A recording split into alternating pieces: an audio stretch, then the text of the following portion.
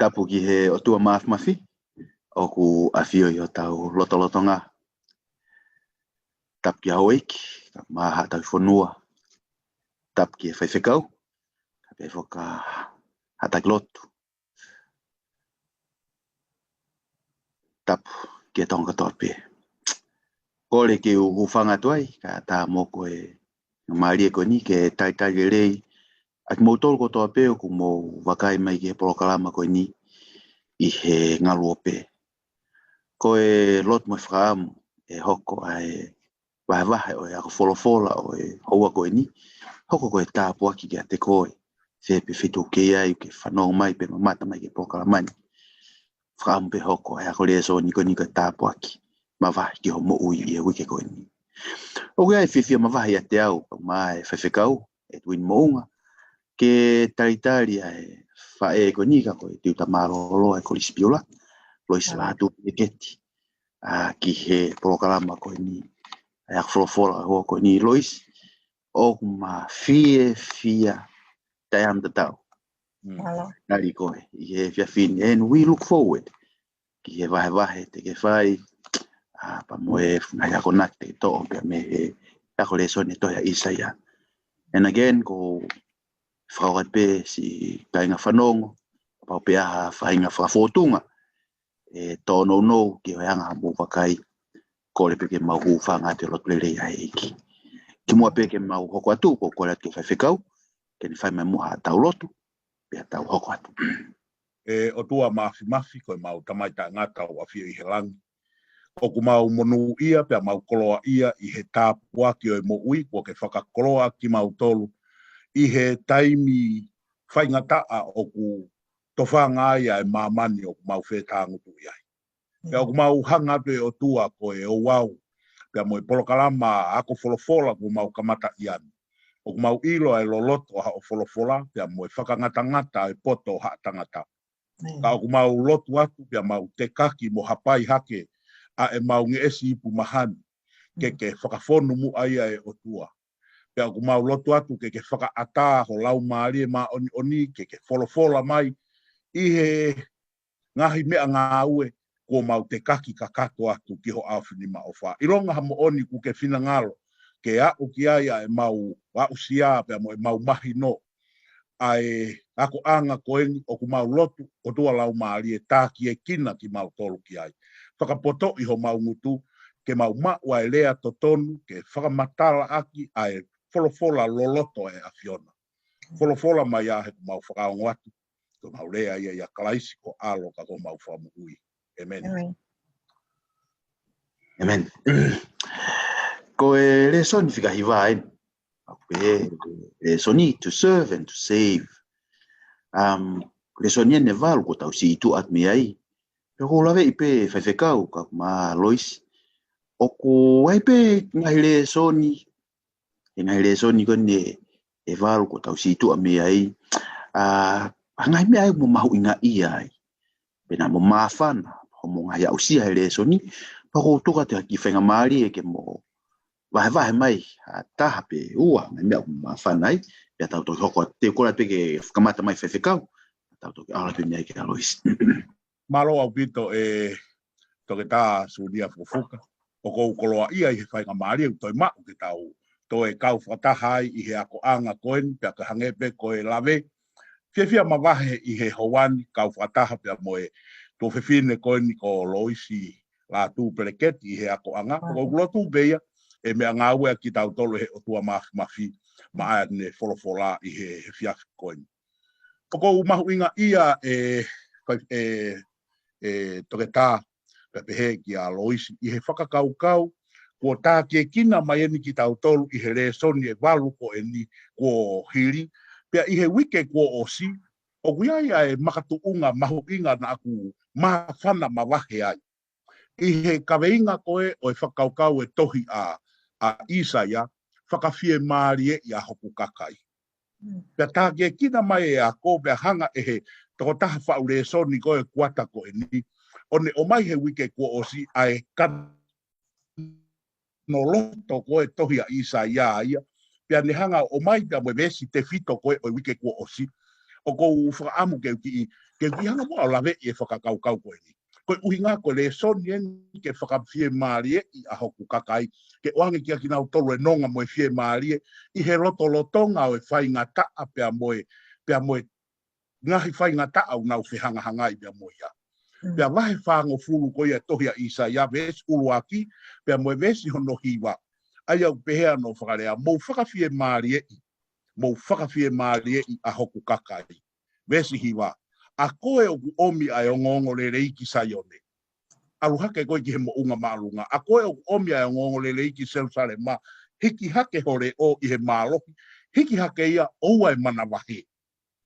Pea ku mahu inga ia kawako le soni. Koe talamai e nia o ku iai e pōpoaki.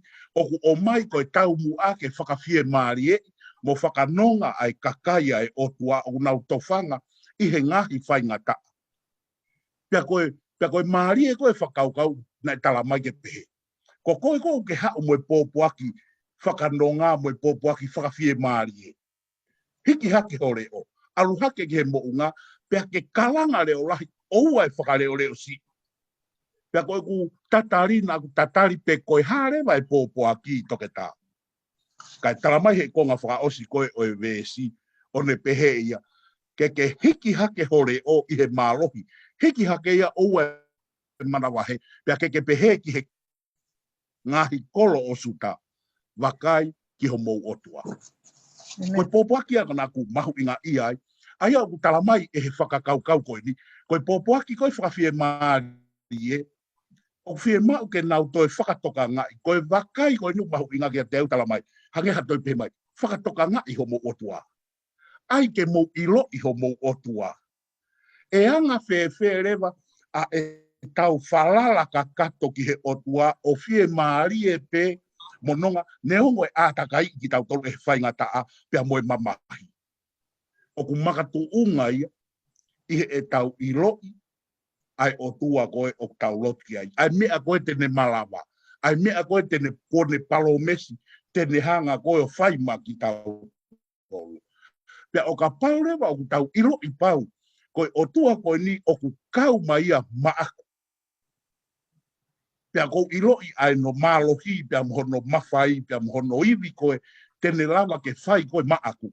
Ta hei kai toi mana wahe au no neongo e whai ngataa. Ta e makatuunga e ku loto to amo, e ku loto lahimo, e ku tui kakato, mo e ku whalala kakato, e makatuunga i he e ku iloi kakato, ai toko taha o ku tuku ki ai a e ku whalala. Ta hui mai he wiko o si, he ngahi re soni koni ko o si toke tā. Mo whalala mai ka te au. Isireri o te muto e o kumi o tua ke he. Koe kia ha o tua ia e toi tatau pia mo e tauhi o Isireri. Pea koku maa whana anga ia i he ako anga. Tuko e tau whalala ia si homa. Whie mau ke tau ilo ia. Kai makatu unga. A e tau tui mo tuu mau. Neongo pe ai ngahi whainga taa. O tau whihanga hanga i mo ia. Emi, malo whiwhikau. Ai kamata mai me ai. Ai whakatala noa loisi.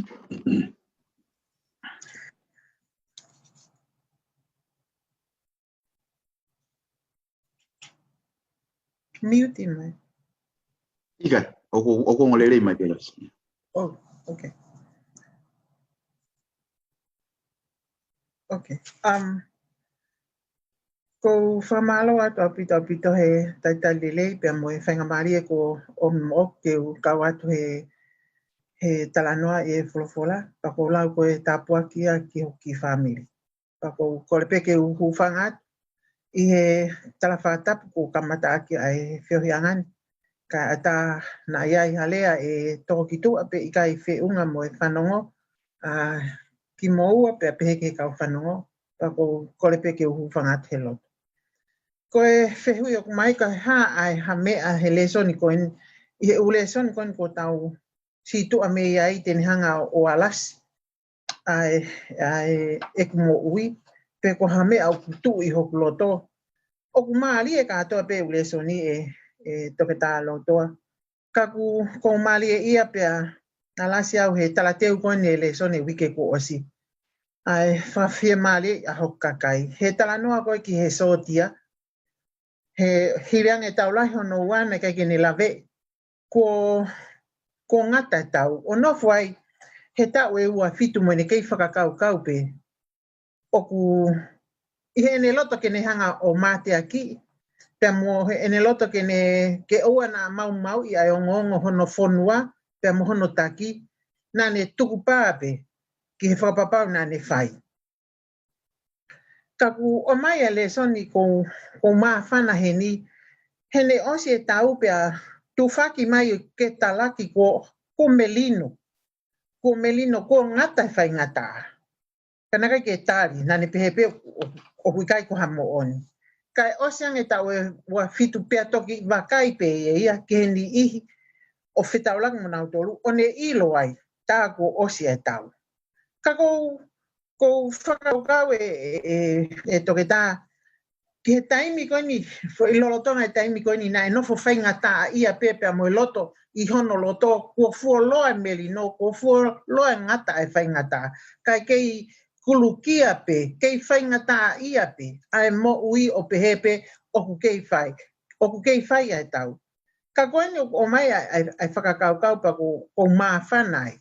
I whakakaukau koe ni a ka venga le so ni, whakawhia maria i hoku kakai. Koe loto hikisia, loto whewheka, loto pole, o kune hangai o ta ofi.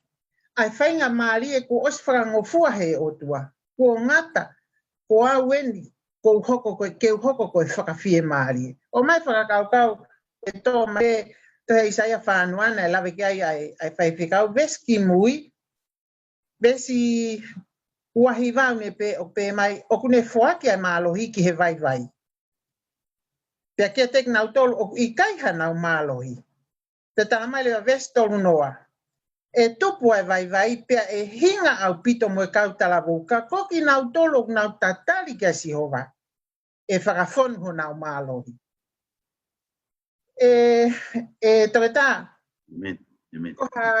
ko ha tala ofa ki he loto hai sia. Ko ha tala ofa ki he loto hiki sia.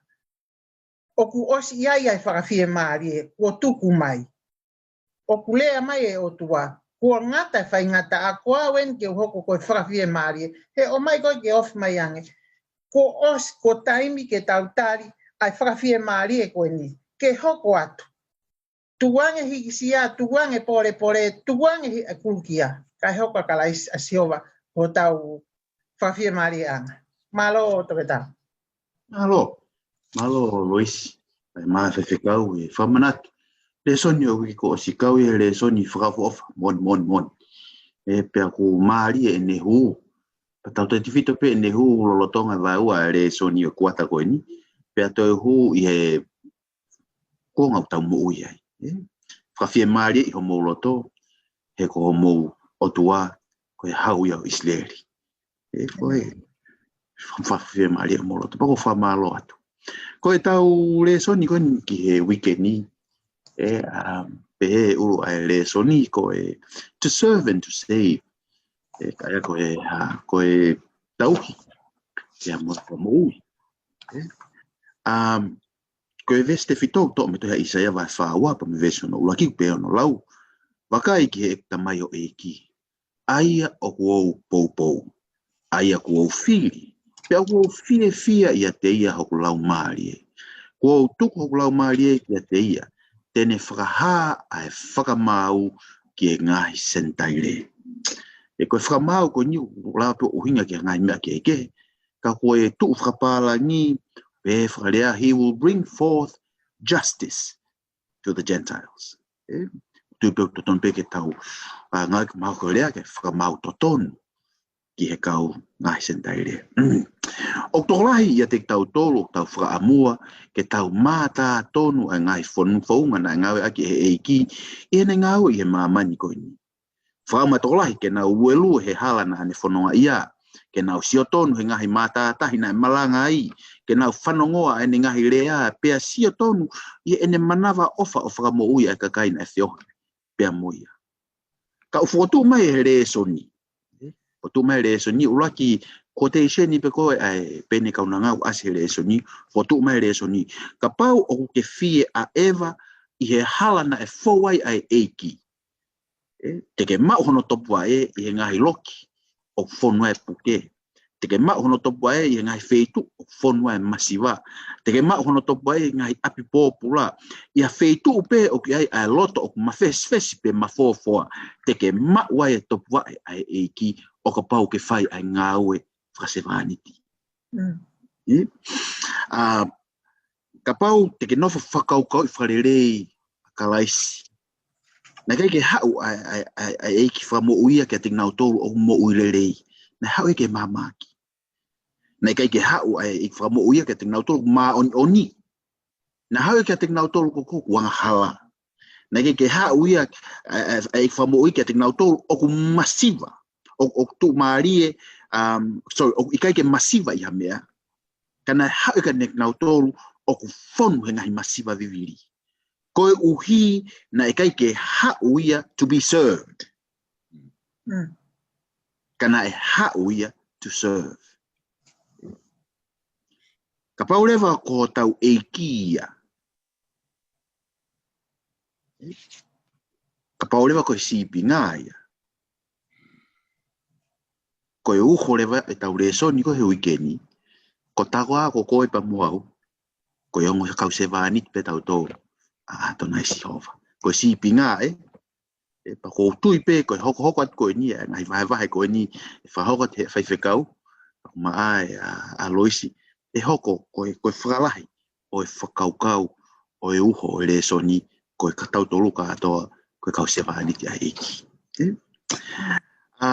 Tala noa mai nge whaiwhekau. Koe whakaukau koe se vāniti. Hainga tau ki matalahi ene asi he tohi ai palofita ko Isaia. Ki vete ki mea nge whakaukau ko ni ai se vāniti. Malo au pito e sunia. Pea hange pe ko o lave. Ko e whakakaukau o e se vāniti i hono ngāwe aki e Isaia. O ku hange o ku ne ngāwe aki ki he ngahi mea o ku ki taka lahi. O ku nehanga o mai ko e ia se vāniti o ku ikai ke o mai hono hingoa o naia ke kamata aki. O ku tālanga i hono ulunganga o naia ka ku ikai ke o mai whakapatonu ia pe ko hai ko ai se vāniti ko ia.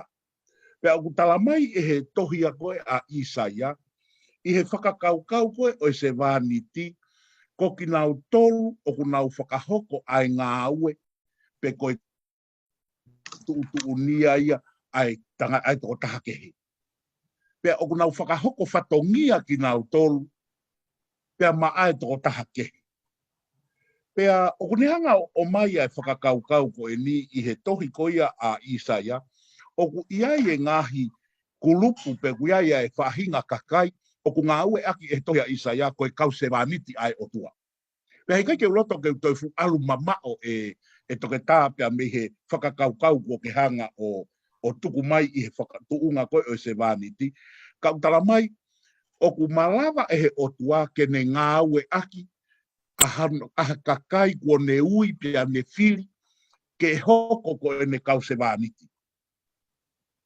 Aia o ku asi i he whakamatala ko e ne wholofola, i he tohi koa Isaia mahi whango fulu matahapa me vese ono walu. O kune mai, ka kokoe e Isileli, ko e ku tamai o eiki. E se kope a koe ku au whiri ko e hako e palahame ko hoku kāinga. Aia ku nehanga to o mai e whakaukau ko ni, o ku iai e se vāniti ai o tua, o ku ne malawa ke nehanga o ui pe a whiri pe a whakamawahe, ke hoko ia ko ene se vāniti ke whakahoko mo whakakakato, a ene whakaamu pe a mo ene palani i he mamani ko ni. Tene ui pe ia ene se vāniti. Pe a kuhange ko o kuanga kia e tau whakaukau, o ku ui ahano kakai. Tala mai, tene lava pe e ia o ui pe a moe, e ui pe ia pe a moe whakafo i tui. Tene ui pe a tangata ke malawa ke hoko ko ene se vāniti. Ka kou tui ko e konga kou hange ko o ki i whakaofo i e tau lave ko i ki se vāniti. Ai toi hanga e o tuaia o malawa ke ne ngā ue aki e ia hatu i hi teni, pe ko ha whalukunga kakai hi teni, pe ko ha foi tangata hi teni, ke whakakakato a ene whakaamu pe a mo ene parani. Pe ko whehui kou hau kate au. O wanga fefe. Ku kai ke toi mau hataha ia I ene kakai ke whakahoko pehoko ko haane se wāniti. Aia koe whehu ia kune hanga wei a hoku loto, ka utala mai heni, kune uia Israeli, ko se kope, koe whakalukunga kakai toi, o mai he tohia I Isaia, o kune ngāue ake pule anga hiten, na ne ngāue ake ia Papilone. Ke whakawhie maaria ki Israeli, hanga e Papilone ia, o tā I e whangaki I whonua, na nau hoko koe whakawhiri mai ki Israeli. Ngāue whakasewaniti a Papilone ia, ko Asiria, ngā ue whakasewaniti ki nau tolu pia maae otua. Toi tala mai be foki I he tohi koa I Isaia wahe whango fulmani ma vesi uluaki. O kune ngā ue aki e ia ai tu I hitenu pia o mai hono hingoa ko Sairos pe ko kōresi I he tohi tapu whakatonga. Te tau toki lawe ki ai ana yang. Ka o kune hanga o developu e fo I whakakaukau koe o I Misaia. O kune whakakoufie whakafoki mai te au ke tuunga koe na ke o mai. Ka oku iai ai ultimate servant pe koe se vaniti of all. Oi se vaniti koto ape o kou whaamau ke hului. Oku iai e se vaniti oku whainga mai e palofita ke whakailo ki a te tautoro. Ke tauhanga whakatokanga koe mō tolo mo onie o hatoe se vaniti I he mo uikoini. Pea ka pau ko hanga he otua o mea ngā aue aki e hiteni, pia moe pure anga hiteni ke whakasewaniti maana. Ka kou ilo e ngā aue e malawa he otua ke ne mea ngā aue aki au o whakate fito he I he foi tuunga koe o sewaniti te tawako ki ai. Mahalo whawhekau ai whakatala noa ki he sewaniti maheno ka te au. O ia se vaniti, o koe ke whakahingoa. O ia se vaniti, o whakahingoa. O koe lewa moe pureanga, koe pureanga o kau se vaniti. Ai koe uho pea le soni konu, tau, ai konga konu tau ki ai. Loisi, o koe ki mahuinga ia he whakaukau koe ni, koe pureanga o kau tamai o eiki, koe pureanga o kau se vaniti. Ki lawe mange ki he whamatala e palofita, ki he pureanga o kau se vaniti. Pea koe haa lewa a tau tō, tau Kristiani, e tau lava o ako mea, tala no me kātaki. Malo. Hangepe ko o si kamata mai he whaiwhekau, ai vesi walu o e vai whātaha. Lea hanga tonu mai pe ia. Lea hanga tonu mai pe tala mai, ko koe e Isileli ko e kutamai o eiki. Se kope ko whiri koe. Isileli koe pure anga, whakahingoa I mai peia, koe pure anga ko o si whiri koe tamai o eiki. Ai koe whakaukau ke tō mai, koe hae pure anga tamai, whakatamai o eiki, pe koe Seven Nation koe ni. Ai ko slea mai peia, ko Isileli. Sai, tamai lewa, o guiai ai whahinga whounga whaka oho vale au pito o mai ia he palofita, whelave mo pure anga, whakasewaniti koe ni vesiwa, konga ki mui vesiwa. Os mahino pia ko Isileli, ai sewaniti koe ni uklave ki ai. Vesiwa konga ki mui. Ko koe lean ki Isileli. Ko koe ko tamai o eiki ko whiri koe. Kana ikai li aki koe. Lolotonga e nau nofo pōpula mo ta foki ho nau loto, mei he otua, kei pehe mai pea sihova. Isileli ko whiri koe ka ukikai ke uri aki koe. Ko pure anga tā mai o eiki. Ko hano hinga na e ui ai a Isileli ki konga ia ta. Na e os mahino peke na hoko kau whakamooni. Pea nau alo ta foki mei he otua. Pea koe te whakamahino mai pehe palofita. Na ikai ke li aki koe he na ku whiri koe. Vesonga fulu, o wana ka mana wahe he kou ia te koe. O wana ki loto vai vai. Tala ofa fungani. Toko tala ofa iloa. Te tau lava peke tau claim pe tala ofa koe ni. Ka koe lea e nia ki Isileli. Owa teke mana wahe Isileli. Ne ongo ho si tu amai ka te au. Kou whiri au koe kai te ure aki au koe. Tala ofa fungani. Ves taha konga ki mui. Kataki. Wakai kok nga toko tau pe na ita ka te koe. Te nau maa. Pea puputu. Tokai o tua. ke whakamahino i ki Isileli. Kai hataha e i tat ka koe pe whehia tupehe te tonga ia e au. Vesta haua. Sia ke he whakaofo ai whakamatalai o pure anga se vāniti koe ni. Se vesta haua. Te ke kome aki nau tolu kai iloi aki nau tolu. Iyo aki nau tolu nai whai mo koe. Ko nau tolu tau i koe te nau hange koe me anoa pe. Whakamahino i ki Isileli. Hei. Mou fie maari e he kou whiri pak mou hoko mou tolu koe kakai ke utoka ngai. Ai se vāniti. Ai pure anga se vāniti koe ni. Kako maari e ia.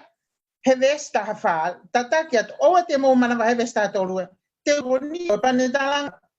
Isileli. Oa mou manawa he. Koe ke muti mou. Hange ki tuki lalo. Totanga uneu koe ne pele. Katalang. Koe ke le mutu ki mou tolu se ko. Koe lalo. Pe hapopoa ki heni. Manatui. Koe fuonga moetai o ema e a lala. Ngahi pule anga lolotonga e tau moe whekei ko wholofola mai e Isileli. Koe kele mutu ki moutolu. Ke whakamahino i ki Isileli hei kai ke moulawa ha mea. Ko ngahi pule anga lalahi ko hei kai ke moulawa i. Ko au te utoka ngai moutolu. Ko au ho mou malo ianga. Pea lele me vesta hanima ai tala ofa e otua. Talangia nau tolu. Wakai te ungahi kia te koe ha me ha fo au. O ku maasila peni te ke haha a ngahi mo unga. Ves tahau no te ke tui aki nau tolu. Ves taha fitu o ku kumi he masiva mo e paia ai vai. Pe o ku ika ia. Ka ku vai ho nau elelo te ke fia inua ko au. Ko au te uhanga whakaimi ki mo tolu. Ves taha valu. Te whakaava a ngahi vai ta fe. E whakaava he o tua ai whainga maari e ko toa pe, ke whakamahino ko ene pele, ko ene kau se vāniti, ke whai e mea koe koe whakamo oni maana. Whanau mai e kau whanau. Te utoa he toa wha ai sita, a kau koe sita. Koe hano ngā vesi wanoa, koe uhi ke nau mamata pea ngoi pea tokanga pea ilo whakata. Koe ni mau sihova. Koe ne whai ai me an, pea te whakatupu, ia i he tokataha maa onioni. Tala ofa o tua te utoka ngai ki moutolu Isileli. Koe me ani te ufai. Kako haho mo mea e whai Isileli. Whanonga mai. Mu whalala mai pe ka te au. Mu whalala mai pe. O te mo hange ko hatui a siliak a has ke ta whaka atahe o tua e ngahi lelei ko toa pe. Kane talangi. Mu whalala mai pe ka te au. O ngali whai ngofua. Ikai. Te ko mena ta fokia a haski he ko kai kene ke tuku ene falala. Hano aonga tau tolu e kainga whanongo. Ko falala ke fetukutuku ko tala o whae. Ko falala ke fetukutuku pro ko whakaai he o tua ai lelei ko toa pe. Ke whakamahino ko au ai toko taha maa oni. Ko au ai whakatupu. Ko au ai mālohi. Te provide te mea ko toa pe. Ke he pe ke mo iloi. Ko ku kau se vanit ki mo to na ku pe na hanga fil. Ko ia pe malo. Malo atu Lois. Ai vete ki mai whakaukau. Ko pure anga whakase vaniti. It's interesting, eh? Ko ngai tala au tala ke pure anga ko ni. Ko ke whena pasia mo whakaukau. Ko ngai tala au whakaku ave ke pure anga ko kauta mai o iki. Amen.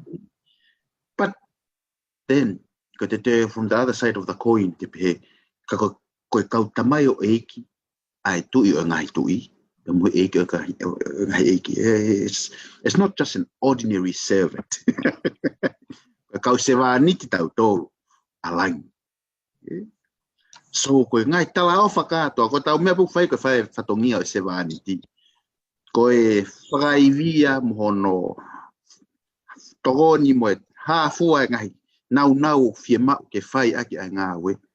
Kono sosi, hao ia me turi ke taha. Hao ia me lai, koe ko me ia tau tō. Ko whamaloa Lois, fotu mai whakaukau koe whewhekau. Na ke kamata pea ne nai pa hangi ki holo mui ki mui. Ko ilo pena ke taitari pe ke he wheu i ko ni he amoni te. Tau ki talanoa nge ke se vaniti na ke whakahingoa. Ki whatanoa mai nge whewhekau ke se vaniti ko ni katai. malo toke tā. Pea hangena kulawe koe kia ane nai, koe mōtolo ni koe ki ha toe se wāniti. Aia o mai i he whakaukau koe ni koe se wāniti o ku ikai ke whakahingoa. Ka kou whaamu ke ukamata aki pē ai vesi uluaki, he ku nehanga o lawe i mai ke o kamata nye ke nehanga o mai e ulunganga koe o se wāniti, ka te utuku pe ia he koe konga hono hoko ia ke tok lawe mai kia ia loisi. Ka kou whaamu pe ke utihanga o hulu i kohai koa ai se wāniti koe ni. O mai e se wāniti ai o tua wahe whāua pa me vesi uluaki, koe taha ni he konga tohi manako ia o oku e toke tāpea peke a loisi. O mai koe ni koe fo i hiwa. Oku hange koe whakaho ata mai o fo i hiwa. Pea koe toko taha ko oku haana koe punake ko haana fo i hiwa, koe o tua ia koe tamai. Pea ko ene muno muna pea mo ene hiwa ene anaia i hono loto, whelawe i pea mo hono alo, whelawe i pea mo sisu kalaisi. Koe se wāniti ia koe o te ikai ke whakahingoa. Pea koe ne hiwa mai koe ni, koe pōpuaki mai eni kia ki tau tolu, whahinga o tangata, ke tau hana mua o whakatoka ngai, ai se wāniti koe ni, ai o pehe mai i he vesi uluaki.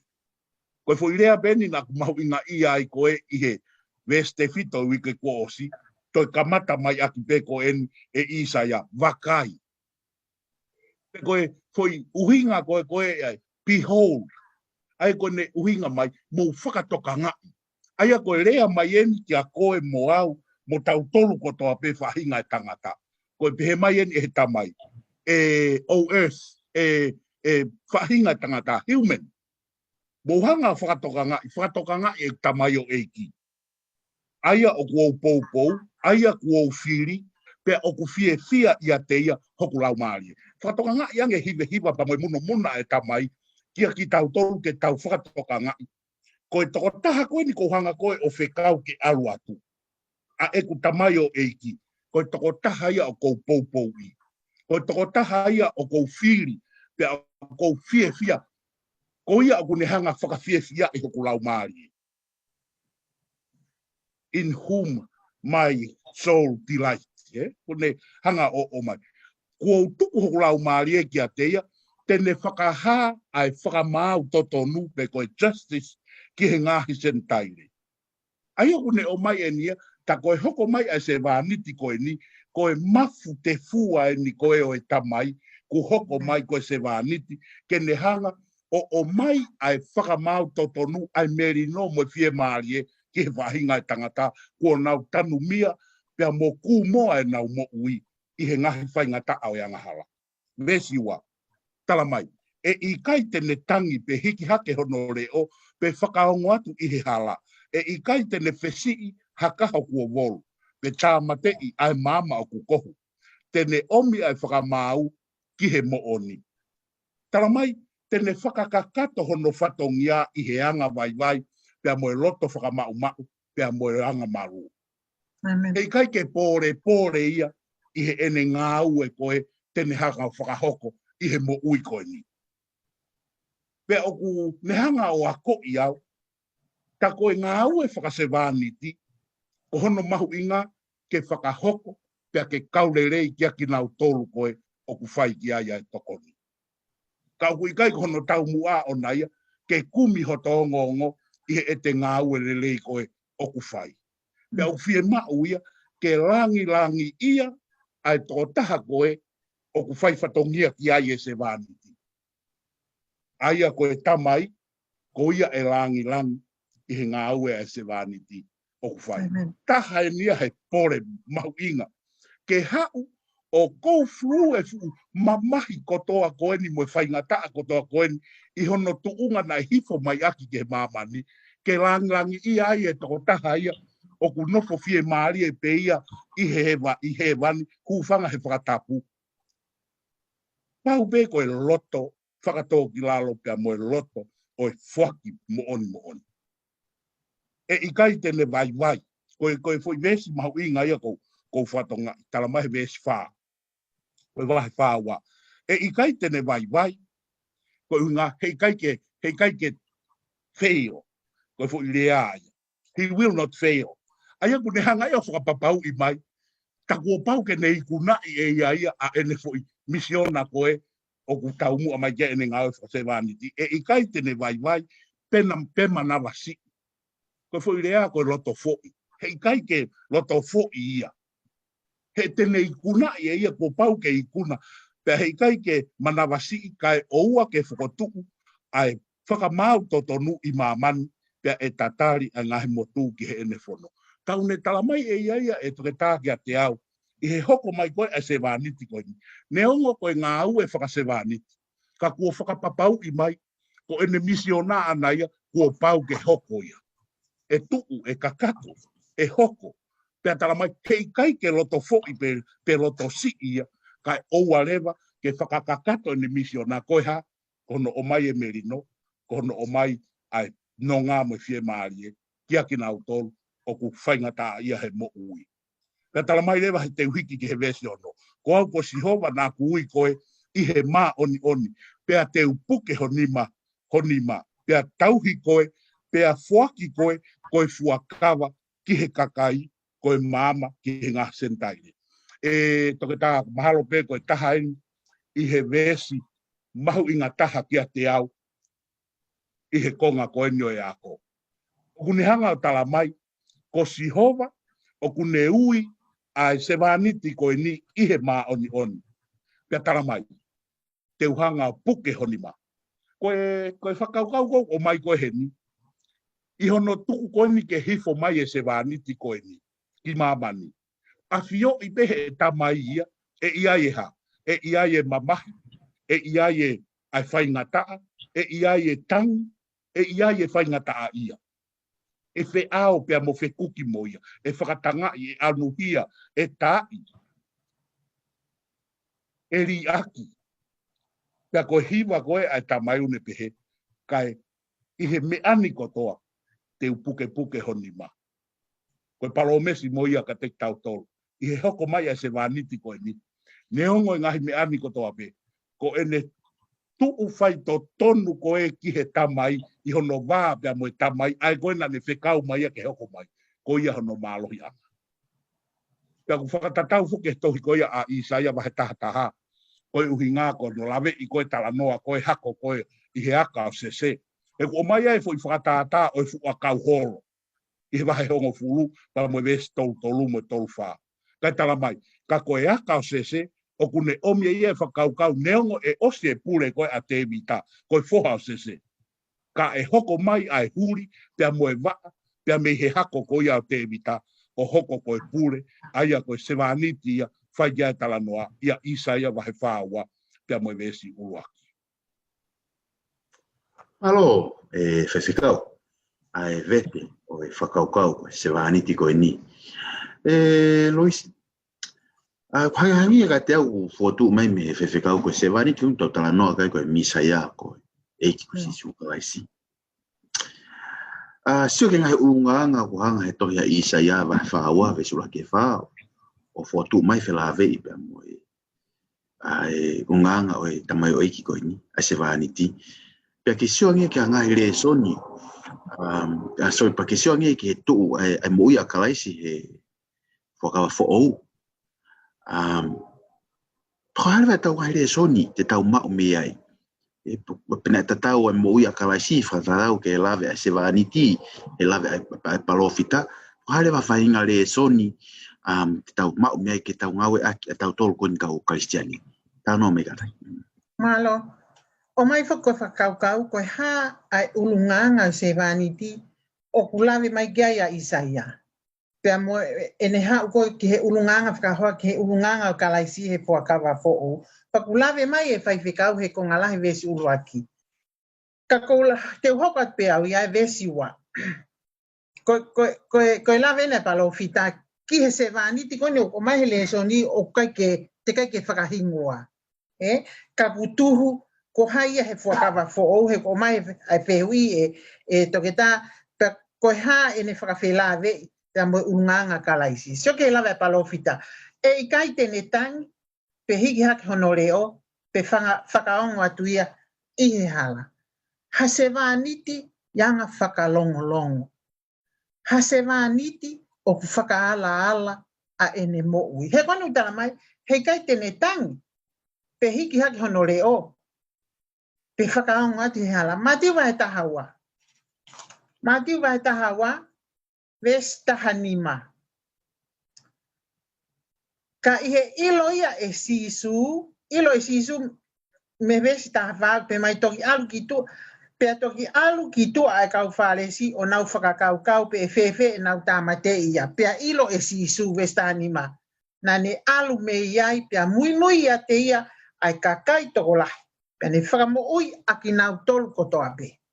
Kanong, pe ne whekau ke nau, ke tek nau tolu ke oua.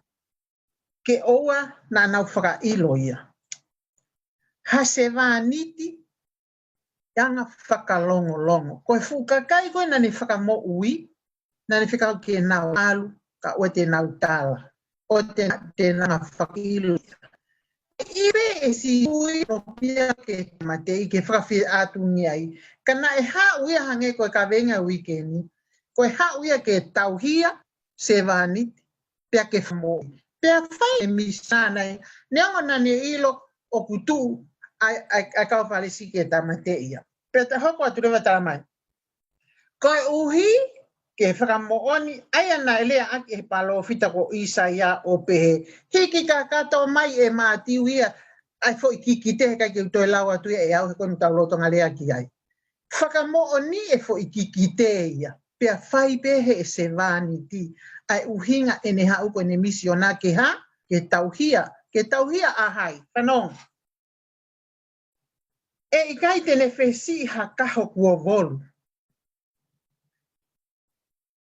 Pe tamate i ha maama o kukoho, tene omi a whakamau ki he mooni. E i kai tene whesi i ha kaho kua volu. Ka kua iai ha mo ui, kua mawhasia, pe mau, pe angahala, pe ne ongo uli e kina. Kua ngahi e maamani. Tala mai, kua ne hau ana he kai tene whesi i.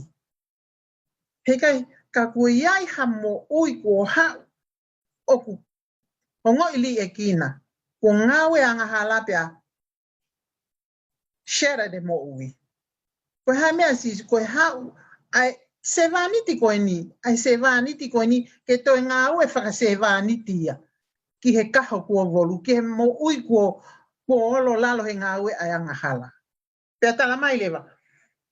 Pea kai tene tāmatei ai mama o kukohu. Tau ilo pe ai mama o kukohu. Koe kohu pe kau kai ke ulo. Ta koe kohu ko ia koe ke whakamahino pe koe puke pe ko hi ka pau e whie mau ke toi tutu haafi. Pe koe aloa pe e fo i mama ko ia o whakamo ui ai afi. Ka ke whakamahino o koe mama. Pe kano o mai koe te ki mahino angei tau mahino pe ka tau toli i tonga ue mea koe mo uifa. Koe takatai ha me ingatu pe koe konga tupen pe a tutu pe a kohu ai pe puke pe ai ke toki tafu ake afi he ho ai fi afi pe na pe he ai uhinga i sileli ene ke hamas na iai pe ai ki mo uifa te whakarea e au na tu pe ke kohu tā mai he whakakau ka pau o iai ha mo ui o ku ha o ku iai pe ha amanaki tā mai he i kai ke hanga e sisu o ha lau ai vesi o tāmatei. Ko ha mo ui ko iai ha amanaki ke mo ui a lau maria ai he kai tene tāmatei ka tene tauhia. Se wāniti ke toi hau o tauhia ha mo ui o kuau ke tuunga mau lalo taha. Tala mai leo tako ha lewa noko tene omi ai whakamau ke mo oni. Tene oange whainga marie. Tene oange amanaki, ki hataha ko volu, hataha ko mau e mo ui. Pe hataha kumi ki he mo oni, whakaam ki he mo ui. Tala mai, tene ange pe ha whainga marie, pe moha amanaki. Hau kai te a whakakau, ko halewa mea tau tole whai, ko hae ne aunga ka tau tolo. Ha se wāniti anga whakatoho ki lalo, ha se wāniti manawa ofa, ha se wāniti whonu ofa, ke hau o toi tau hia, ha kakai o kuanga ongo ngata pia ta whok mea. Tala mai whakakau, e toko ne lau mari, e lava ke tau whakahae o ngoi koe ni. Ai manawa ofa, ai toka ngai kina, ai maulalo, ai anga vai, mo whakatoko ki lalo. I o tau ata ke whakaha ho ata ai lelei mo whai totona e otua, ke a teki nau tolu, o whainga tā ia. Malo. Amalo lahi, Lois. Ai whamanatu. Ko tau tolu kau se vāni tio. Wā o tau whatongia ke whakatātā i atu. Ai ke tau mui atu i e tā sipinga o e se vāniti o kalaisi. And ko tui pe maha koe o kātaki pe ngari whakaloloa. Ka ko fie whakamamawha e whakaukau ko ia. E koe tangu ko sioko koe ke ko kōhiri. Ai kau tangata mo kau whiwhine i he kisiasi. Anga ia. Tu pe mua ke whaingoa pe haki nihi. Ai Alomatoto. Vikalutui. Alice Fonokalafi. Neongo ai hala o e talawou na fōa tua e ku mo'ui. Ne kaipe kia ha taimi na kusioka na utolu na e mafuli e na umata hafa hinga mea. Pe te u asimai o kou whewhe ka kunau kei tari le reipe. Tari reipe. Ko whakafōtunga to tonu. Tuloa. O e eiki ko sisu kalaisi. Na kulata pe nofo i he kainga lotu ko e kainga peheni. Na e kaike na wawe ke tuusi. Pe koe fesi e kana nau whakamua pe ai urunganga, ai ofa, mo teresi, ai tamayo iki. Pako whakamalo atu Loisi, ai fotu whakaukau. Whewhekau, tau whakati a te koe. O vale pe o ku asi mai he tau le sonina ai misai ai ka koe tuhi te. Kata ki mua ki whakatalanoa mai nge ki ai ki he pani ai otua ko sailosi. Ko kores. Kuma i whewekau kataki. Malo toke tā. Ko e whakaukau pia moe ko ware tatau pe ia ku ke mau. O ko mau i he pehe nia ko e pani e nia ai otua ai tui hi teni ko e ni. Ka kuneanga o toe whakailo mai pe kia te tau tolu, ai malawa ke hanga he otua o ngā ue aki hawha ahinga taha pe ke whakakakato a ene palani whakamoui mo e palani whakawhie maarie ki he moui koe ni. Ai rewa i he whakakaukau koe ni, o kunehanga o mai ai fo i kikite ne tuhu ia he mei tau ia e te au whaono ki mua u te eki ai ke a uate whanonga ia ki ai. Pea whai mo e tālā ia, e hoko ai tuihi teni ko e ni ia, ko e whakamou ia, pea ma ai whanau koe ai otua. Ka koe kunehanga e ia o whakaho ata mai, ai hala whanonga koe o Isileri, pea mo e ngahi whiri koe ko nau whai, o ne kikite i mai, e ia ngahi pure, o kulawe ki ai tohi koe a tāniela, ka kou ilo koe konga ia Aloisi e toki ki lawe mai ki ai. Ka kou whihanga pia o lawe i ai whakaukau koe ni vesi ua no, o kupehe mai. Ko ia o ku whakotu umau ai rea a ene tamayo eiki. Pea whakamooni ki he akonaki o ene kau tala whekau. Aia o kupehe ki Jerusalema. E whakakakai koe, pea ki he ngahi kolo o siuta, e langa a ki moutolu. Pea te toi whakotuu ai ngahi potu mau i ai. Aia kua osi visone i mai e nia e Isaia, e iai e taimi e holofa pea e holoki, pea e whaka movete ai kakai o Isiri, ai kakai ai o tua, pea holoki ho nau ngahi whare, pea mo nau ngahi ākolo. Ka kua toi tala mai pe, pea mo whakakaukau ia koe ni, i he tuunga ko ia, palo o mesi mai pe e si hova ia, e toi langa. Pea o mai e fuirea, e toi whakakakai. Aia kono uinga e toi tānaki mai e kakai ko movete. Ka tala mai lewa vesi wafitu. Aia o kupehe ki he loloto, ke moa koe. Pea te u whakamamaha ho ngahi vai tawhe. Aia o kupehe ki a kōresi, ko hoku tauhi ia, pea te ne whai hoku whina ngaro ko toa pe io, o ne pehe ki Jerusalema, e langa koe, pea ki he whare lotulahi, e ai hotu unga.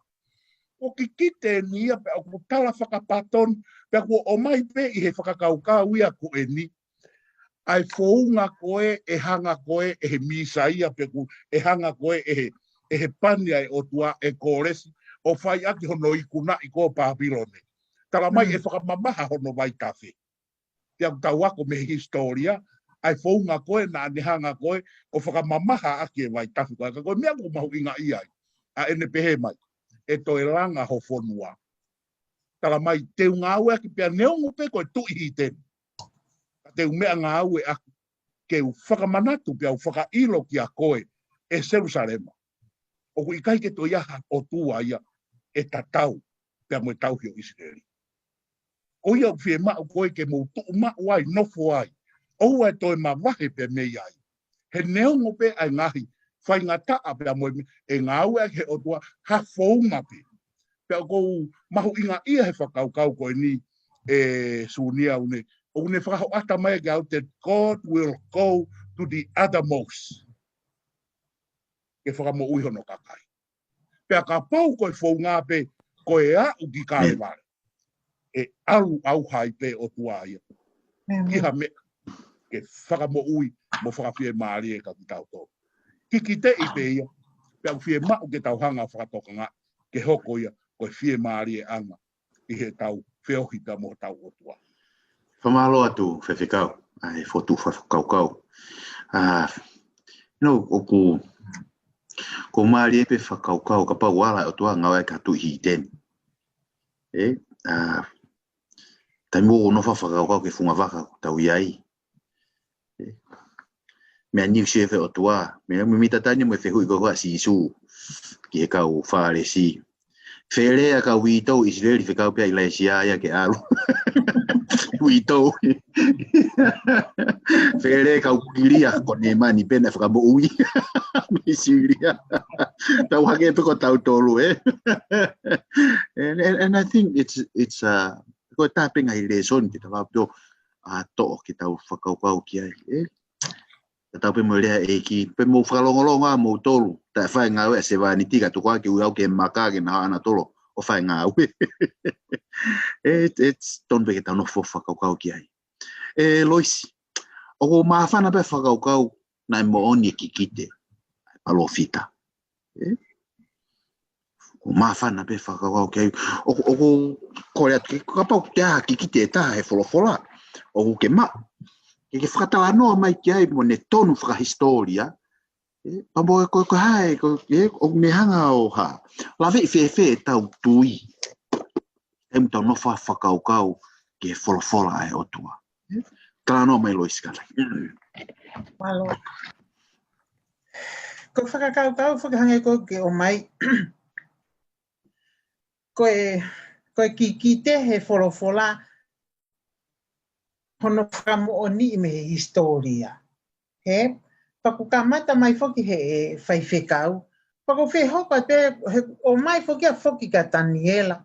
Paku lahi e uki ki te ia Daniela ka ko whehoko te ki konga koe whaiwhekau. Ai misi koko a Nebuchadnezzar. Tau ilo pe tau tau fu I misi. Koe ulu koe pe o mai a Daniela pane whakakaiki ni whakamatala pe whakamatala e Daniela. Peane hoko koe ai upure anga. Pane oangi ka whamatala ke Nebuchadnezzar. Ulu koe koula, whata koe siriva. Koe konga loto koe palasa, alifu ki he alanga koe ukamea. Ke toka alifu ki he vae koe whewhio he umea mo ukamea. Ka kohi koe taimi, ko whie nofo pea ia he fwoi konga ko ke hoko atu ai talanoa koe maari e tausio. Ki he ki te pea mo historia. Pena e anga whewhe. Na yanga whewhe, toki hoko ia ki mui, ka o stala pe ia ki mua. Mana tui, na e tala pe ia, lolotonga pe koe pāti a pe o sasa, koe moko puna ia Nebuchadnezzar, ko ase funima ia he holisi. Toko ase pe koe funima he holisi, pe ui koe koe o mai whamatala. Vesi wafitu, wanima wano wafitu he wahanima o Daniela. Pea ko eni ai tohi aia na e tohi. Mine tikeli o fasini. Pea ko hono uhinga en o lea. Mine koe lau e o tua o pureanga pea ko whakaosia tikeli ko whamamafa koe i he mea fua tau pia ko ilo koe o ke maa. Pele si wawalu, ko vahe aho pure anga, pia ko tuku ke kau mitia mo kau pesia. O stalange pe e Daniela, kia Nebuchadnezzar, ko koe ia tui Nebuchadnezzar, ai foi ulu koe koulaia. Vestol valu e vahewa. Ka e iai ki pure anga ia, taha si hifo ia koe, e ha uia, pia tene ave e ia pure anga pure. Tala ia Daniela, hoko foi tohi, whakamatala pe he uhinga ko ia, ko ilo ko ke maa. Pea ko ho toko a kau mitia, mo kau tuko pureanga ki mitia mo pesia. Pena ianga fefe. Tala pe he tohi tapu. Ko hinga whakamatala e toke ta, whakamatala ia he tohi tapu, ta ui ave kia whaife kau. Ta ui te au whangofunu e ki mu, pa toki hoko e nia, toki hau e tui. Foki ka Isaia vai whanima. Mesi ulu aki.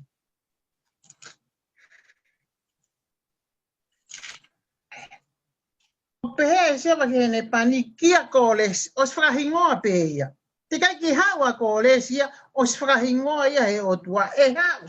Kia koles aia ko upuke ki hono nima tō matau ke whakawaiwai a ngai pure anga i hono ao pea te uwete a no tanga wala o ngai tui ke whakawai hono ao a ngai matapā loua pea i kai tāpuni a matapā. Pea hokat ke vestolu. Pea te whaki ka te koe a koloa e po urimo koloa fufu e ngai potulilo ko uhi ke ilo ko au ko sihoa ai a koe ake o hingoa. Pea aluha ke lewa ki o lunga ke vesi wa fitu o vai whawha. Ai a behe ki he loloto ke moa koe e te whakamaha ho ngahi vai tawhi. Tala katoa e ni ia tohia i Isaia te kei ke hoko ia. Pe hamena i hoko. Taimi koe te talanga i koe e hau tohi koe o si aluatu pea ko les whakamamaha, whakamoni. Whakamamaha vai tawhi hu e kautau ke awa ko hiko e nau kona awa e matapā hu te ova Papiloni. Whakamatala he tohi tapu, whakamooni he historia.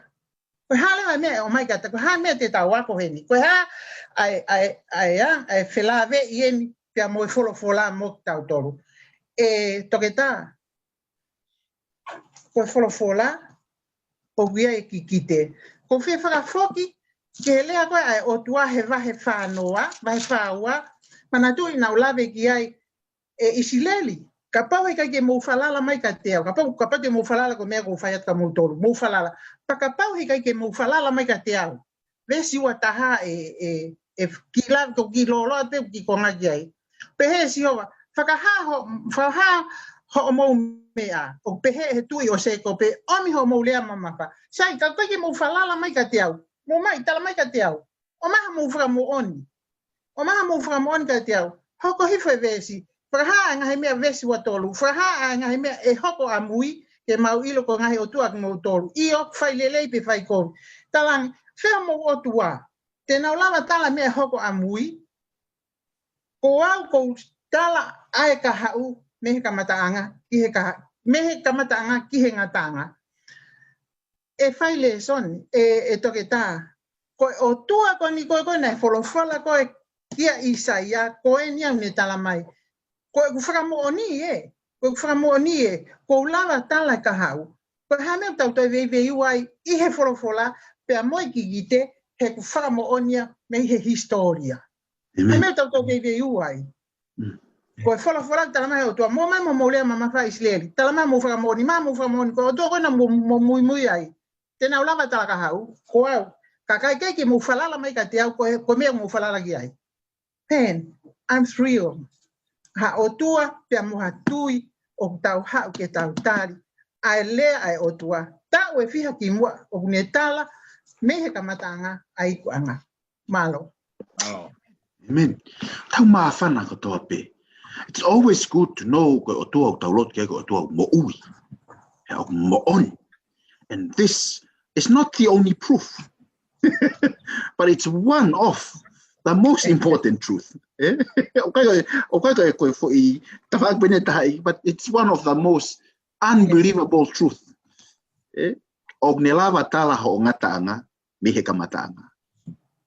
Right from the beginning. Praise the Lord. Wah o tua moui. Amen. Tau ki ai. Hoko atu. Whaiwhikau. Pau kei tala noa peni he kikite. Pau mooni foki. Ai foki kikite foki a koni koe a e palofita ko Isaia. Pau koe foki tōlahi ki tupulaki koe poto. Moe ilo. Pau nau hao na tomo ki whakaukau. O nau pe ikai. Na e kai ko kikite nia. Na e ua o palofita ena na tohi ai Isaia. Na e Isaia na nau tohi vahe ulaki o le reke vahe tō hiwa. Tato e me ki Isaia fo o wina e kamata e vahe whanua le reke vahe whakaosi. Ko ngā whakapau tino hanga whotu na e ua e ua na e tohi. Tene whakatae ao ngā e whakakau na e mooni ki kite e palofita ko Isaia. O hui aina e hanga e whakamooni. Ko o sio ko ke whaunga o e tohi o Isaia. Ke taulawa o pehe o e toko tahape na ne tohi ka atoa e tohi o Isaia. Ka taki whaiwhikau tala noa mai ka taki. Maro au kito e toke tāpa nau whakaamua uia ko e whehu i niena e totonu ke tāri ia e koe. Ka oku iai be fia. Ko uinga he ku hange ne tala mai ka te au. Ko fo i uhinga koe ko whakapatonu pea tonu pasika e whakamatala koe ai palofita. Ko ne hanga ia mau e whakakaukau ai ni isi. Ke nau tae tui nau toru ia ki ai. Ai au ku hange nia ko ne omai e ia ai whakaamu koe ai tangata pe koe anga hala. Ke ai e tonu ke hala pe ai e hala ia ke tonu. Ke kuonga koe o ku tau whanonga atu ai.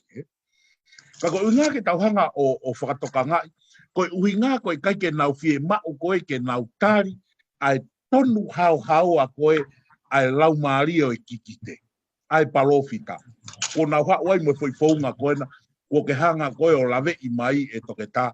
O toi o mai nau tore foi whakakaukau na e kai koe Isaia tatau e nia. Pea koe uhinga koe ne tonu pasika koe ai whakamatala ia koe ko whai koe e Isaia he konga kimu a. O e tala noa koe he tohi koe a whakaha. Kataki he tohi koe a Isaia wahe uaki lere mai eno a uke he wahe tolu hiwa. Pea koe uhinga ko hono kikite i re vai a koe he whanoa o a uke he whani maa e nia. Ai mea koe a kōresi koe tene whai. Pea a ufokia o tonu tatau tofu pe pea moe tala koe a kikite. Koe nau whakaukau nau pehe. He i kai ke i ai hataha ia i he lalo la a koe ni tene lawa whai e whilmia koe ia. Ka kou whakaamu ke whakaongo atu ka ki nau tolu e toke tā pea moloisi. Iyo o ku malawa na lea koe na whai a koe tāniela. E kai ke lawa ia ha atoe poto pea atoe taha he mo ui koe ni. Ka au ia e o tua ia i lang. Ko ia ia ku ni hanga i lo ai whakaosinga pea me he kamata ama. Pea koe o tua ia ko o tau mau ko he aho. Pea ka paurewa ko ne tala mai kia ki tau tolu ke mou fie maari e pe. Tau fie mau ke tau fie maari e oua te tau hohaa. Ne hongo ai pe ai. Holo a hema mo matau. Tu ufai to tonu he tau sio ko tau otua. Tala mai e whakaukau koe ni. Loto nau tolua ke tu ua ai tohia koe a Isaia. Pea hange koe haki fo i tu unga o kou maari e ai e lawe i mai he tō tafa ure so ni. Pea koe si iku anga ia e mo ui koe a Isaia. O ku kai fo ke re koti e he tohi tapu. Kana iku e mo ui koe a Isaia na i pihehe ki whakamatala i e ta. Unga he tu i ko manase. Na e tu uni ke tu ua pe na e ai o krisi ua a Isaia a ke fukiri papa. Koe mate anga ia ko Isaia. O tatau ke moe nau fie mao koe ke whai ki he ene tohi. Ke tu ua koe Isaia e ua. Si i hoko pe i kuanga mo ui koe a Isaia o osi he tunga tatau. Ka koe whakamo oni re wainu ku mai koe e whakaukau koe ni. I he tau mui i koe ai line of thoughts pe koe hala whanonga koe o e whakakaukau koe tohi koe a Isaia. Ene hoko rerei pe anaia. Pea mei he wahe uluaki. Pasi mai he wahe tolu noa, tolu hiwa, aluai, fo i laine whakakaukau tatau ki. Ahono develop koe ne misaia koe ni, ai sevaniti koe ni. Oku ikai ke iaha whaka i longa ia, i he wahe tolu hiwa, pia moe hoko atu koe wahe whanoa, ko ririu e whakakaukau. Ikai. Oku kei alu pe fo i development tatau ia, Aia o ku mahino mai le vai ka te kautoro. Ta koe toko taha tatau benia na ne whau. Na ne tohi ai ongo konga, ai tohi kakatu koe a Isaia. Pea koe mea whaka uria ia. O ka pauna e toi iai ha Isaia whikaua ia ki mui, ke tohi e konga koe ni, kai ke aha lawe ia e taha ai tohi tapukia. Koe taha ia e ngahi whakamooni koe, o kunehanga o talamai, koe Isaia pe ia e taha. Pea koe au ke he tohi motua koe na e mau me iai koe, koe scroll koe ia oi kumre. Ai koe na i mai me iai koe, ai foi takai ngā tohi koe o Isaia. Koe ia hane lawe ia ana e taha, ki ha toi Isaia. Kunehanga ia o talamai lewa ki tau tolu. Ta kui kai ke iai ha whakamooni ia. Ke toi pehe, ne toi iai ha Isaia e taha. Ka koe uhi ngā koe nau tae fie maarie, ke tukuange, ke sihova a sihova. Ke nau tari, ko sihova te re eni, o kune tala e tau e te au whaono ki mua, pea me he tau e te au whaono ki mua. Koe tae fie maaria ia koe, ai anga hala, pea mo te wolo, ke nau tari kakato a sihova. Fie mau ko ia moau, kau karistiane e ahoni. Tatari ko sihova, koe ao niu ia, oi universi koe ni. Me, hamalotu whewhekau, ai whatalanoa mai pa mono, whamao po opo, ai tui fio ai ngahi whakakaukau oi whamau, mo e whakaukau oi fie maarie, i e tohia Isaia, ta tau pe me vai ulaki ke vai tolu iwa, o hoka te pe me vai whanoa ke vai ono, o koe ke, o i kai ke hataha ke hete ne toi tohi, ko toko taha pe, na ne tohi ai tohi, poko whamalo ato ai ki a te koe whewhekau. Koe konga whokoni koe tau reasoni, tau talanoa ki he amanaki, in advance. Amanaki u avatio ka koe he ahon. Ka koe foi, koe ha, koe mea ko whaike ai amanaki, toki hau ia amui. Kau api ai ahon. Ka ko maari i e whakaukau koe ni, Loisi. Koe ngai le soni koe ki mua, na tau lava ke toi koe Levitiko vahe wano. Taimua na tau talanoa ke haua a Asiria o tau tea i a Isileri pia mo Siria. Ai haua a Asiria o tau tea i a Suta. O kuai e whakaukau Levitiko vahe wano, koe ngahi tau tea ni ai otua. Kia te ki nau tolu o nau talangata a kia teia. Pa koe vai whanoa, ai na tau lawi kia wiko o sio lue mai ai, o hangi o tō mai ai whakawhie maari e. Pa koe amanaki.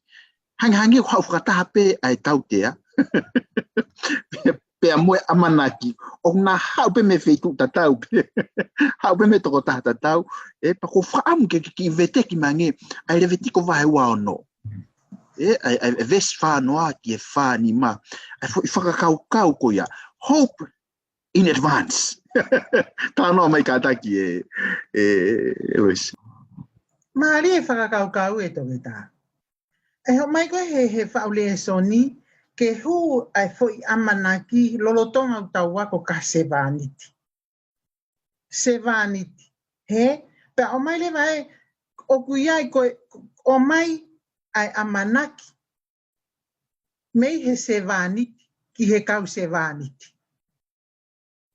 O maari e foi whakakaukau, he koen. O kuiai ai tu unga. He? O tā mai. Ilo he sevaniti, i he whakakaukau koe o le soni. Ilo he sevaniti, pen ke whi. Ka pau he kai ke mou ve, ho mou waha. Te ka pau he kai ke mou a ewa pa mou au. He ko hanu ngā ne osi iai e kufua kawa. Mo e palahame. Mo mou whangata mai, ai saka mo seko. Ne osi iai e kufua kawa.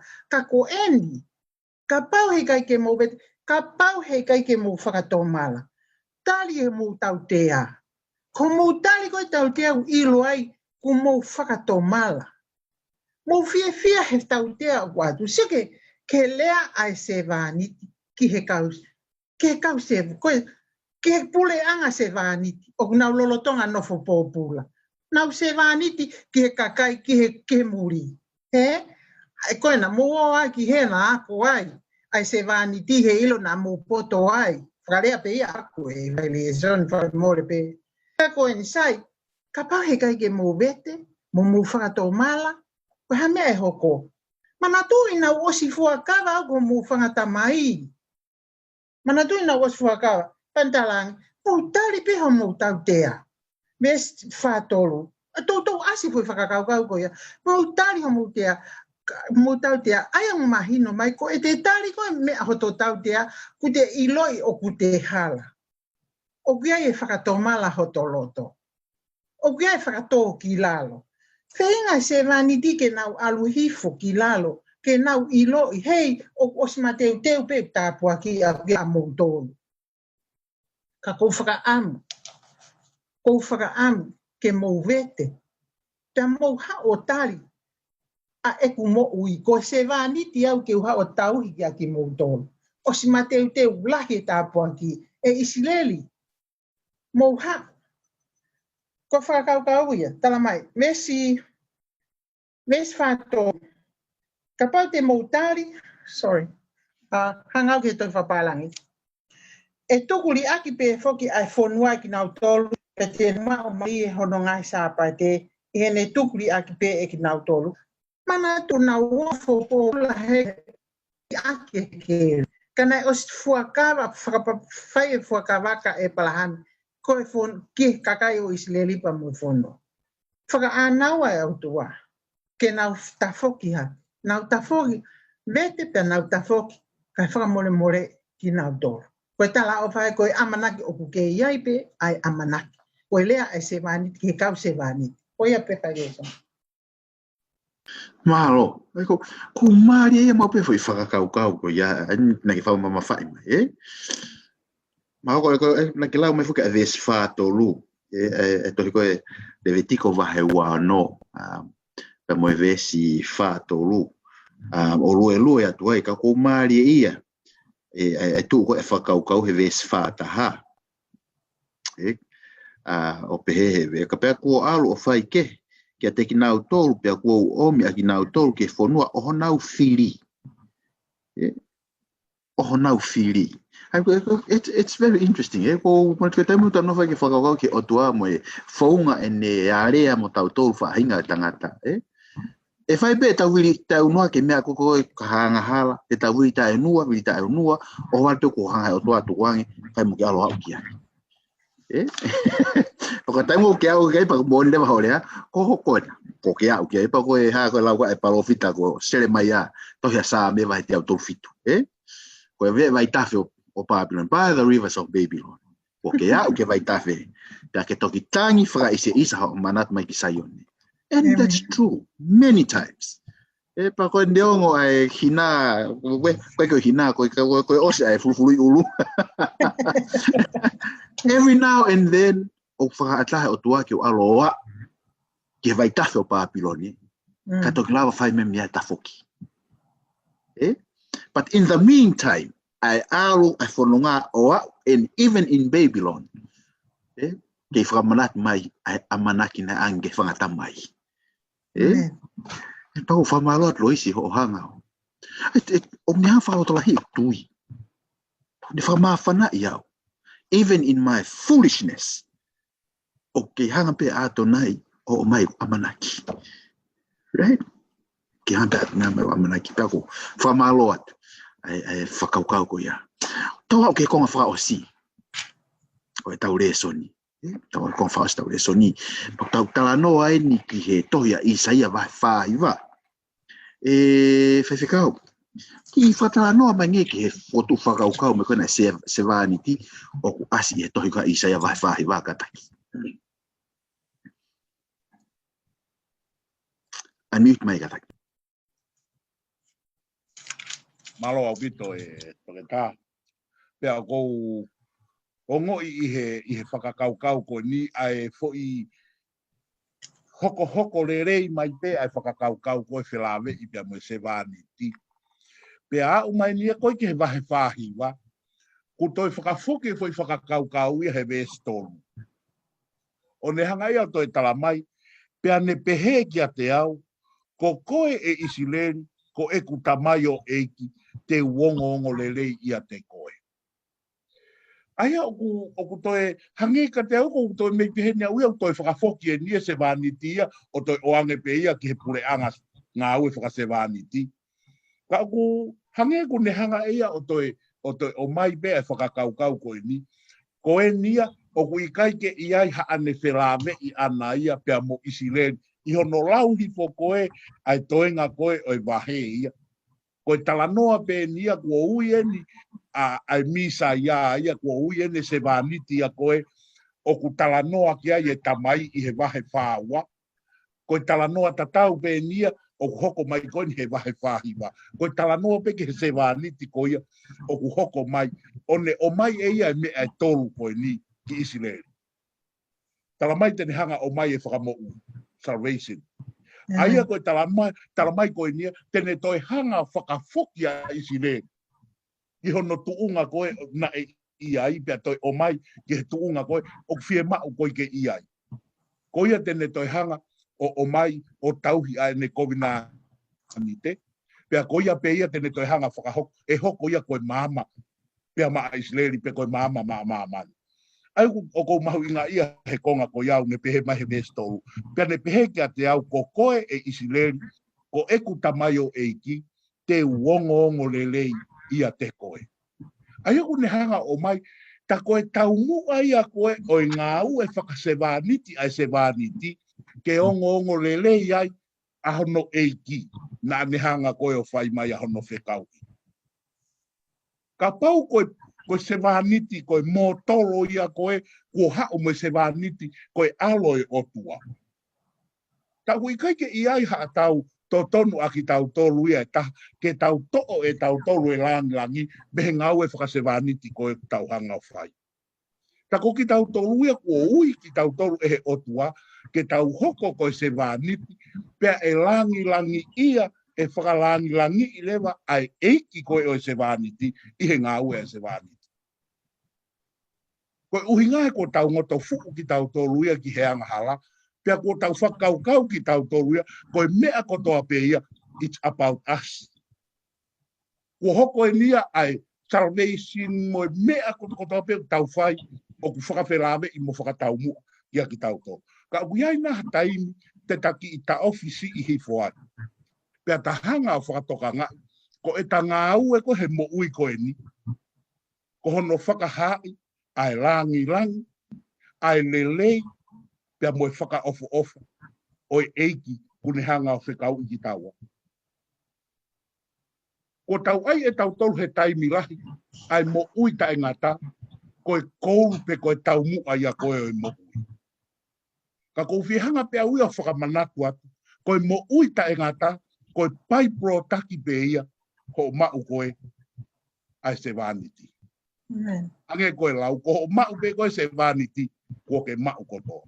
He koe se vaniti koe nia, koe toko taha ia o talamai he vesvalu. Ai pehe. O pehe e sihoba. I he kuonga tūtu maari e kuo whanongo ki a te koe, pia i he aho e whakamo ui kuo toko ni i koe. Pia te umaru i koe, pia whoaki koe, koe fuakawa ki he kakai. Te ufuaki koe, koe kovina nite. Pea koe kovina nite, na e whakahoko ia e he otua pia mo e parahame. Pea koe otua o ku kei tauhi whai totonu ki he ene kovina nite o a umai ki hota ahon. Pea ku talamai kua ne whoaki e ia hono alo, he ku talamai koe kovina nite koe ai otua pia mo e tangata. Wahe taha nima koe tohi koe a senesi. Asia e whakakaukau koni. Ka pau te tae whai totonu ki he e tārea pau. Pea tuku ke whai ki a te au, aia kua whai ki whangamonu manu. Ai kono uhinga kono tu ua fokoe kono tawange kia e parahame ke ne ai e whangamonu manu pea taktu ua hufanga he whakatapu pea e whaile vai e area pau. Pea koia koe e tae whai totonu koe ke ne kovnani te pea tuke whai e mea koe kua whai ki whangamonu manu koe ni ki ai. Ko taua e nia kua tae whai totonu ki he kovnani te kua tau whai mo e tua. Ka koe hae mea uhoko ia. Ko sihova e nia kua hifo ia. O ne fua e ia a e tae whai totonu. Koia kune o mai e ia e whakamoui. Pea whakawhetai uko ta mau ha o tua tauhi kominani. Pea ko ia lewa e hoko ia koe mama ki mamani ko toa pea moe sentaile. Pea ko fia anga ia toke tā pea pehe foki ki alois. Koe uhinga ko e tau mako e sevaniti koe ni. Koe sevaniti tauhi whai totonu ki he ene kominani te. Neongo pe e ta lau koe e kaureka e ta sto hake sto hifo. Kau kei tuu mako pea e otua ki he ene whai totonu pea mo ene mesi ke whakamo ui, whakawhie maarie, pea mo whaki mai meri no pea mo enonga ki hono kakai. Tako i tāniti, oku atau tolu ia, ihe se wāniti koe ni, mālo au pika. Mālo atu e whaiwhikau. Koe vai whahi wau, mahino me whamatara e palofita, oku lahi ai mamahi, pea mo e mawhasia, o whiangangai pa mo e se wāniti. Hange o pe mai e palofita ko se va ni ti hange o tono a ene hela. Ko tau so ke moi wa kala isi pa ko hai. Ko hana founga e loisi kataki. Na e malavai e kala isi. O whakakato a hono whatongia. Neongo e taimlahi. Mahalo pe siva ni amanaki. Siva ni amanaki. He sio mai ki he si whahinga. O ne si whaiwhainga ke whakamo ui. O ku ikai peke ha utu e hakea. Kalanoa mai lois kata. Oh, no. Hawheta i mon koe tau mao ka se wāni ti mana wau. Seki he. Wes tolu ana lawe kia whaiwhekau. Lo tonga pene pehe isileli te whakangongo lelei. E whakangongo lelei iau ia koe. Tamai wes wha. I he vai whahiwa. Panau pehe au ia ko ngā ue tae aunga. O whaka osino a pehu mālohi. Pea tae aunga. Pea tae aunga. Ka oku mo oni o ia si hova e whamau. Pea oku i hoku o tua a eku ngā ue.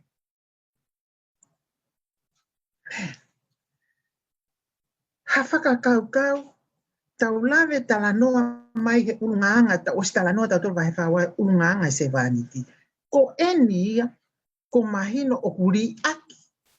Ri aki pia whehi aneki na. Ilo ia he koeni. Nau pehe au ia aonga e ku ngāwe. Tako osi mea noa pe ia. Kako eni. Kako eni e whailehe soni. Oku ia he, oku i hoku o tua a e ku ngāwe. Oku i hoku o tua a e ku ngāwe. Seki he, teu kilanga peke vesi ono. Konga ki mui. Teu fuaki foki koe mama ki he kakai sentaile. Koe uhi ke hoko ko whakamui o au ke ngataanga mama. O slawa mai kia whai whekau ia. Kako whelawe konga koe. Teu fuaki koe ke hoko koe mama. Ki he sentaile. Koe uhi ke hoko ko hok whakamui o au ke ngataanga mamani. O pēsi o avesitu. Koe hui o isileli. Pau ki kāle vale. Ai se wāniti koe ni. Moe ngā oe nei hau o whai. Kai pe hounga. Tane pe he pe ia. Sai pe ia. He u ihe o tua. Kau whanongo. Whaile soni. O i kai ke ha ngā oe. E puli ke fofonga o tua. Pe e lahi pe e si. Pe koe se wāniti. Pe koe maulalo. Pe koe masiva. Ka oka i kai whakahounga. Le mai se wāniti a koe ni kua tau kei. E i hoku o tua a e ku ngāwe. Pekai ke ola pakapau e ngali hau kai iola. Ka kua ostohia e le kote o he wani. Pe koe hae ngāwe. Koe ki whakalototo e o mai tala mai he whakaukau. Koe haha founga. E malawa ke whakake kato e whatongia koe. Koe te haha founga. Koe tau ngāwe ko toa pe. O kuiai ai amanaki. O kuiai ai amanaki. He wikai puli ke fonga o tua. Ai tau ngāwe. Koe se wāniti e na hau ke tau hia. Pune o ngau tai aonga. Pune o ngau pori e kina. E he kakai koni nane tala mai te mohanga whakaongo le lei au. Pe hau e o au ki kāre vare. Whakawhetai. Ku hau ha se wāniti. Pea ne hanga whakamanatu mai ka tātou. O e loto si. O e loto vai. O e loto fo. Amen. Kai ke toka ngai ki motol ho mo ngā oe o whai manatu. O kui ai o tua tene hiki a ho mo ngā oe. Whawhetai. Amen. Malo atu loisia whamanatu.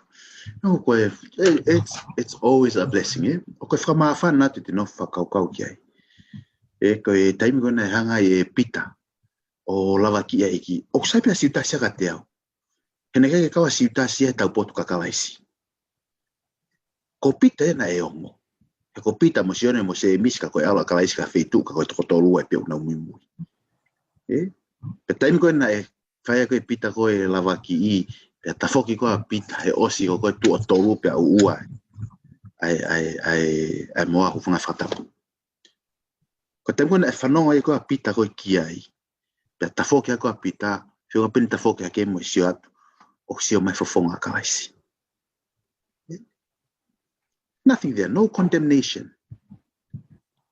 Halata. Koe ofa pe. Koe ofa pe kusio ki ai. O no foi taimi lai ma sio whakaukau. Nā moe ko whanau pe, te foi rea pe taha rea e ua, koe tōtolu pe ko oskata ki. Koe sewa aniti ai eiki. Ma whana pe whakaukau ne turi mui mai a koe. Iau. Neo ngai pe. Turi mui mai pe. Kei turi mui mai pe. Ko tau ke whakaosi.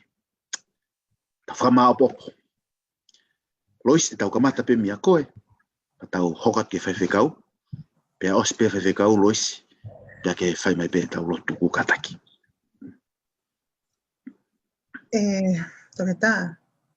Pako pe me tau kamata mai le soni. Ai ui e se vāniti koe ni. Ai se vāniti na e hau ke tau hia. Pea ke whakamo ui. Pea whakamahino wa umai pen ke ose a le soni. Koe o tua o kune kei pule pepa ke iau niu pe. O kune lau ai ngata anga mei he kamata anga. Na talange o tua ka Isaia. Ke Isaia tohi. Whelawe ia mo sailos. Ta uia fiha ki mua pa toki hoko mai. Na talange o tua ka Isaia tohi. Ke hoko mai a kalaisi koe whakamou. Tohi ene koe urunganga ino kalaisi. Toki hoko mai ia. Koe o tua, he is in control. Peko hae me te tau ako heni. O whemau ke tau hoko koe kau se vāniti. Peko ko tau whai taki anga ko kalaisi. Iha, ke tau hoko koe se vāniti. Ke hau mei loto. O makatunga he ofa. Ko ofa i loto tene tuku hifo ki tau tō. Ke tau hoko koe se vāniti ko kalaisi. Ko tau whai taki anga. Malo. Malo loisi humai whaiwhekau. Malo au pito loisi pia mo toke tā lawe i le sonne wike koe ni. Ka pau i aha ki whakama opo te uwhihanga o tō mai. I he tau wakai koe ki he ngā ue whakamisinare koe a kalaisi pe koe se wāniti koe ni i he ene ki mamani. Pea moe whakawhea ngai koe ai kakai pe ko ki nau tolu na e hoko mai koe ke whakase wāniti kia ki nau tolu. Pea tau pehe. Ne iai nai ha makatu unga, ne to tonu, pe ne mei malawa, ke loto fo iai e se wāniti, pea pull back me he misiona. Pea kou pehe. He has all the right ke ta foki me he misiona. Hange pe koe koe ne lea. Hange kuou ta e hounga e ku ngāwe. Na iei meu ki au sia i he ngahi wike siki pe koe ko tok maliwa tu pe au ki o ngoi kia te au. Hange koe ko ta e hounga e ku ngāu e kua whai he tau ene mei hongo fulu maa fitu.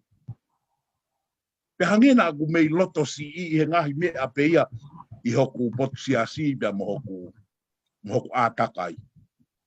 Pai whakawheta e kua hanga he otua o toe whaka ilo kia te au pa ni hanga toe furihi e koini tatau pe ki he lelei na I kai te lave I loa, pia ai kai ke amanaki ki ai. Ka kone hanga tala mai tau whakawhetai, na I kai ke loto fo'i, pe loto si, ai se wāniti I e taanga whai, pia ta foki ai me he misiona. Kana e alu pe, o whai pe o a o ki kāre wāre. Ko whe ia hato e wheitu maulalo, e toi lava ke awa hake, ke hoko atu ki ai. Ko e maulalo taha e, pia mo e taupotu taha. Kana ane kei fie maari e pe, ai se wāniti, ke a o ki ai. Kai gehe pe, ke whakakakato e misiona. Pa ko ia hoku pole anga. Ko ia hoku fie maari e anga. Ka pau ko whina ngalo lelei e se wāniti, ke hifo me he wani, o alu o ke he taupotu taha, ta e ta foki, e whakakakato e misiona. Ka ko mahu inga, ko hoku mahu inga ia koe ki ai. Pia ko ia tene hanga, o whakawhie maari e, mo whakanonga au, neongo mo tatawa I te, ai me au hoko I hoku ātakai. Malo obi. Whawhitai. Malo. Hoko mai pelos. O tua to o maula to he hoan. He mau tau ha o tua o kulahi. O tua o whaupaua. O tua ne afio I ngata anga me he kamata anga. Ka koe o tua na e anga whakasewani ki na ki ha ele mai. O kumi ki mau tolu. Pea ilo ki mau tolu kāre vare. Ko mau whaana o he hoani o tua. Ke ngauhi ki mau tolu. I ho tokoni ke mau hoko ko kausewani. Mo oni me ho mau loto. Ki hoko ko whai taki anga. Ko le monu ma tāpuak, ma kinau tolu, o kinau whanongo mai he ngaluea. Ko le monu ma tāpuak, ma hao tāmai o eki, sunia I whai whatongia. Ma whawheta I ke a Fiona. Ke lang pe a Fiona. He ne mo uipe mo po kalama hoan. He whoke tangata ik whai whikau e o tua. Ma tupe ke atu ke a Fiona a awia. Ngai pe ne mo ui ko se vani ma a Fiona he ui ko whai maana. Tāpua ki mai o tua, ka mo po kalama e fia fini. Ke a uat, ki haloto whe kumi ke mo one a Fiona, ke hanga hak pe ke a te koe. O tua whakakakato, e mauta e kakato. Whaka e mauta e a u, ho maungata anga ko kamata anga ia. Ke langi pe a Fiona, mau kole wha mole.